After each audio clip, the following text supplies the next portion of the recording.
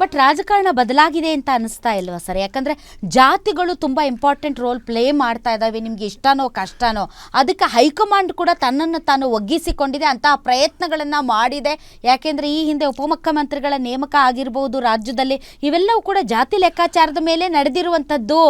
So ಈಗ high command ಕೂಡ ಹಿಂದುತ್ವದಿಂದ slowly ಕರ್ನಾಟಕದಲ್ಲೇ ಎಸ್ಪೆಷಲಿ ಜಾತಿ ರಾಜಕಾರಣದತ್ತ ಶಿಫ್ಟ್ ಆಗ್ತಾ ಇದೆ. ಅಹಿಂದ ನಾಯಕನ ಕೊರತೆ ಕಾಣ್ತಾ ಇದೆ. ಆ ಕೊರತೆಯನ್ನ ಈಶ್ವರಪ್ಪನವರು ತುಂಬಿಸಬಹುದು. ಹಾಗಾಗಿ ಈಶ್ವರಪ್ಪನವರು ಘರ್ವಾಪ್ಸಿ ಆಗ್ತಾರೆ ಎನ್ನುವಂತ ಮಾತುಗಳು ಕೇಳಿ ಬರ್ತಾ ಇದೆ. ಅದಷ್ಟು ಸುಳ್ಳು. ನೀವೇನು ಉದ್ದು ಕೇಳಿದ್ರಲ್ಲ, ಇದೆಲ್ಲವೂ ಸುಳ್ಳು. ಶಿವಮೊಗ್ಗ ನಾವು ಕುರುಬರು ಒಂದು 12 ಸಾವಿರ ಇರ್ಬೋದು, ಒಂದು 20 ಸಾವಿರ ಅನ್ಕೊಳ್ಳಿ, ಒಟ್ಟು 2,60,000. ನಾನು ಜಾತಿ ಹಿಡ್ಕೊಂಡು ಹೋಗಿದ್ರೆ ಒಂದು ಸರಿ ನಾನು ಹೇಳ್ತಿರೋದು ಹೈಕಮಾಂಡೇ ನನಗೆ ಸೀಟ್ ಕೊಡ್ಬೇಕಾದ್ರೆ ಆ ಜಾತಿ ಇಟ್ಕೊಂಡು ಹೊರಟಿದ್ರೆ ನಂಗೆ ಸೀಟ್ ಕೊಡ್ತಿರ್ಲಿಲ್ಲ. ವಿಜೇಂದ್ರ ಅವರ ಆಯ್ಕೆನು ಜಾತಿ ಆಧಾರದ ಮೇಲೆ ಆಗಿರೋದು. ಪ್ರಬಲ ಲಿಂಗಾಯತ ಸಮುದಾಯ ನಮ್ಮಿಂದ ಬಿಟ್ಟು ಹೋಗುತ್ತೆ ಅನ್ನೋ ಕಾರಣಕ್ಕೆ ಯಡಿಯೂರಪ್ಪನವರ ಪುತ್ರನನ್ನ ನೇಮಕ ಮಾಡಿರೋದು. ಅದು ಸತ್ಯ, ಎಲ್ಲರಿಗೂ ಗೊತ್ತಿದೆ. ನೀವು ಇದು ಹೇಳ್ತಿರ್ತಾನೆ. ಒಂದು ನಿಮಿಷ, 4 MLAಗಳು ಇದ್ವಿ ನಾವು.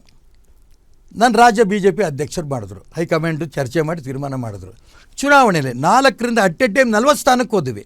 ನಾನು ಜಾತಿ ನೋಡ್ಕೊಂಡು ಓಟ್ ಕೊಟ್ರೆ ಜನ. ನೀವಲ್ಲ, ನಾನು ಹೇಳೋದು ಹೈಕಮಾಂಡ್ ಮನಸ್ಥಿತಿ ಕೂಡ ಬದಲಾಗಿದೆ. ನಾನು ಮತ್ತೆ ಇಲ್ಲ ಅಂದೆ.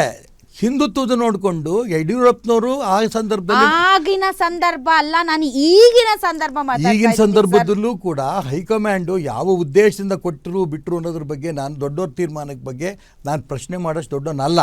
ಆದರೆ ಜಾತಿ ಮೇಲೆ ಅವ್ರು ಕೊಡ್ತಿದ್ದಾರೆ ನಾನು ಒಪ್ಪಲ್ಲ. ಈಗ ಪ್ರತಿಪಕ್ಷನ ನಾಯಕ ಮತ್ತು ರಾಜ್ಯಾಧ್ಯಕ್ಷ, it's a combination of Lingayat and Vokkaliga. ಹೇಳ್ತಿರಲ್ಲ, ರಾಜಕಾರಣದಲ್ಲಿ ಆ ದಿಕ್ಕಲ್ಲಿ ಯೋಚನೆ ಮಾಡೋದು ತಪ್ಪುನು ಅಂತ ಹೇಳಲ್ಲ ನಾನು. ಆದರೆ ಅದೇ ಅಲ್ಲ. ಉದಾಹರಣೆಗೆ 2 ಕಡೆನೂ ಈಗ ವಿಧಾನಸಭೆ, ವಿಧಾನ ಪರಿಷತ್ತು, ರಾಜ್ಯಾಧ್ಯಕ್ಷ, ಈ ರೀತಿ ಹಿಂದುತ್ವದ ಬಗ್ಗೆ ಬೇರೆ ಬೇರೆ ಭಾಗದವ್ರನ್ನ ಸೇರಿಕೊಡ್ಬೇಕು ಅನ್ನೋ ಯೋಚನೆ ಮಾಡ್ಕೊಂಡು ಕೊಟ್ಟಿರ್ತಾರೆ ವಿನ ಆ ಜಾತಿ ಈ ಜಾತಿ ನೋಡ್ಕೊಂಡು ಏನು ಕೊಟ್ಟಿರ್ತಾರೆ. ಈಗ ನೋಡಿ ಸರ್, ಉದಾಹರಣೆಗೆ ಈಗ ಕೆಲವರು ರಾಜ್ಯಾಧ್ಯಕ್ಷರು ಬೇರೆಯವ್ರನ್ನ ಮಾಡಿ ಅಂತ, ಇನ್ನು ಕೆಲವರು ಪ್ರತಿಪಕ್ಷ ನಾಯಕನನ್ನ ಚೇಂಜ್ ಮಾಡಿ ಅಂತ, ಮತ್ತೊಂದು ಕಡೆ ಕುಮಾರಸ್ವಾಮಿ ಅವರು ಹೆಂಗೂ ನಾವು ಮೈತ್ರಿಯಲ್ಲಿದ್ದೀವಿ, ನಾನು ಒಕ್ಕಲಿಗ ನಾಯಕ ಇರೋದ್ರಿಂದ ಈ ಒಕ್ಕಲಿಗ ನಾಯಕ ನಾನು, ಮತ್ತು ವಿಜಯೇಂದ್ರ ಲಿಂಗಾಯತ ನಾಯಕ, ಇನ್ನೊಬ್ಬ ಅಹಿಂದ ನಾಯಕ ಮಾಡಿಬಿಟ್ರೆ ಒಂಥರ ಬಲ ಬಂದ್ಬಿಡುತ್ತೆ ಅಂತ. ಅಲ್ಲ, ಅವ್ರು ಏನು ಹೇಳ್ತಾರೋ ಕುಮಾರಸ್ವಾಮಿ ಪ್ರಶ್ನೆ ಬೇರೆ. ನೀವು ಕೇಂದ್ರ ನಾಯಕರ ಬಗ್ಗೆ ಹೇಳಿದ್ರಿ, ಮುಸಲ್ಮಾನರು, ಲಿಂಗಾಯತರು. ಹೌದು, ಸಿದ್ದೇಶ್ವರ ಲಿಂಗಾಯತ, ಬಸವನಪಾಡ ಯತ್ನಾಳ್ ಲಿಂಗಾಯತ, ಹರೀಶ್ ಲಿಂಗಾಯತ, ಉದ್ದಕ್ಕೆ ಲಿಂಗಾಯತರ ಪಟ್ಟಿ ಕೊಡ್ತೀನಿ. ಇವರೆಲ್ಲರೂ ಕೂಡ ವಿಜೇಂದ್ರನ ಬಗ್ಗೆ ಬೇಡ ಅಂತಾರಲ್ಲ. ಯಾಕೆ? ಎಲ್ಲರನ್ನು ಸೈಡ್ ಲೈನ್ ಮಾಡಿ. ಯಾಕೆ?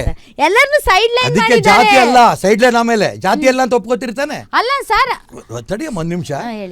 ಅದೇ ಜಾತಿ ಬೇಡ ಅನ್ನಂಗಿದ್ದಿದ್ರೆ ಆ ಜಾತಿಯವರೆಲ್ಲ ಯಾಕೆ ಇವ್ರು ಬೇಡ ಅಂತಿದ್ರು?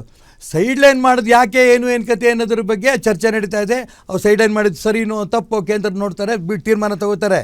ಭಾರತೀಯ ಜನತಾ ಪಾರ್ಟಿಲಿ ಎಂದೂ ಕೂಡ ಜಾತಿ ಇಲ್ಲ.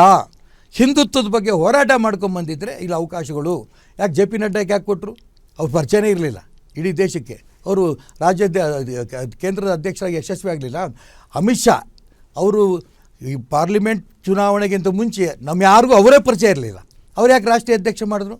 ಹಿಂದುತ್ವದ ಬಗ್ಗೆ ಹೆಚ್ಚಿನ ಆಸಕ್ತಿ ಕೊಡ್ತಾರೆ ಅನ್ನೋದಕ್ಕೆ ಕೇಂದ್ರದವರು ಇದಕ್ಕೆ ಗಮನ ಕೊಡ್ತಾ ಇರೋಣ.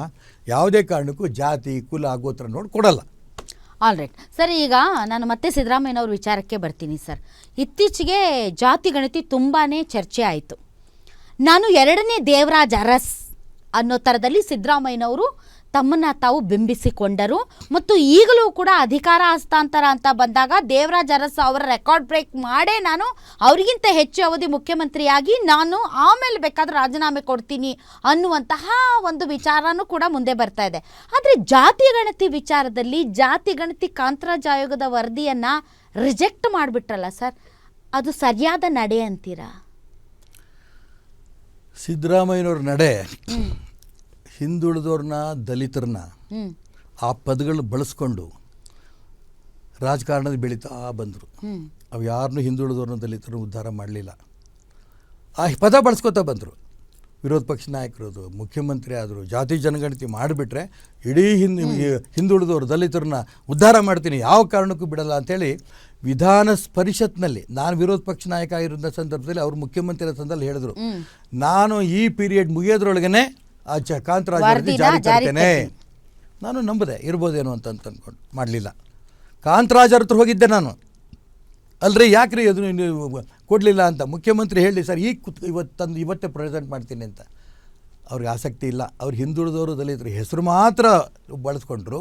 ಅವ್ರು ಮುಖ್ಯಮಂತ್ರಿ ಆಗೋದಕ್ಕೆ ಮತ್ತು ಪೆಂಡಿಂಗ್ ಇರಲಿ ಅಂತ ಇಟ್ಕೊತ ಬಂದರು. ಆಯ್ತು, ಮೊನ್ನೆ ತನಕ ಬಂದರು. ನಾನು ತರ್ತೀನಿ, ನಾಳೆ ಕ್ಯಾಬಿನೆಟ್ ತರ್ತೀನಿ, 15ನೇ ತಾರೀಕು ಕ್ಯಾಬಿನೆಟ್ ತರ್ತೀನಿ. 100 ಕ್ಯಾಬಿನೆಟ್ ಹೋಯ್ತು, 9 ವರ್ಷ ಹೋಯ್ತು, ಮಾಡಲಿಲ್ಲ. ರೆಡಿ ಇದ್ದಿದ್ದು, ಮಾಡಲಿಲ್ಲ. ಡೆಲ್ಲಿ ಕರೆಸಿದ್ರು ಇವ್ರನ್ನ. ಇಲ್ಲಿ ಕೆಲವರು ವಿರೋಧ ಮಾಡೇ ಮಾಡ್ತಾರೆ, ಪರ ವಿರೋಧ ಇದ್ದಿದ್ದು. ಅದನ್ನ ಜಾತಿ ಲೇಪ ಕೊಟ್ಟರು ಕೆಲವರು, ಎಲ್ಲಾ ಜಾತಿಯವರು ವಿರೋಧ ಅಲ್ಲ ಮಾಡಲಿಲ್ಲ. ಸರ್, ದೇವರಾಜ್ ಅರಸ್ ಅವರು ಅವನೂರು ವರದಿ ಜಾರಿಗೆ ತರಬೇಕಾದ್ರೆ ಅವ್ರು ತುಂಬಾ ವಿರೋಧ ಆಯ್ತು. Correct, you're ಮತ್ತೆ right. ಅರಸಿ ಅವ್ರ ಕಮ್ಯುನಿಟಿ ಎಷ್ಟಿತ್ತು ಸರ್, ದೊಡ್ಡ ಜಾತಿ ಬೆಂಬಲ ಅವ್ರಿಗೂ ಇರ್ಲಿಲ್ಲ. ಇಲ್ಲ. ಆದ್ರೂ ಗಟ್ಟಿಯಾಗಿ ನಿಂತರು, ವರದಿನ ಜಾರಿಗೆ ತಂದ್ರು. ದಟ್ ಈಸ್ ದಿ ಅದು commitment. Strength and commitment. ನಾನು ಅದಕ್ಕೆ ಹೇಳ್ತಾ ಇರೋದು, ದೇವರಾಜ್ ಅರಸ್ ಅವರ ಕಮಿಟ್ಮೆಂಟು 1% ಸಿದ್ದರಾಮಯ್ಯನವ್ರಿಗೆ ಇಲ್ಲ.